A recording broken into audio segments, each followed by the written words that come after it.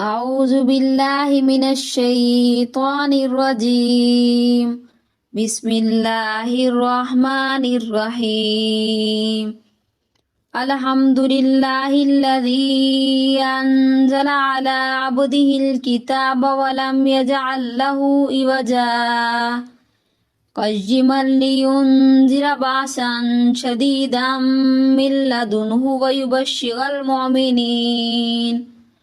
ويبشر المؤمنين الذين يعملون الصالحات أن لهم أجرا حسنا ماكثين فيه أبدا وينذر الذين قالوا اتخذ الله ولدا ما لهم به من علم ولا لآبائهم كبرت كلمة تخرج من أفواههم إن يقولون إلا كذبا فلعلك باخع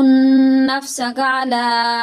آثارهم إن لم يؤمنوا بهذا الحديث أسفا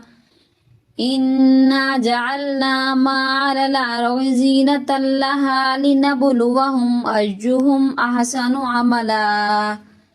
وإنا لجاعلون ما عليها صعيدا جرزا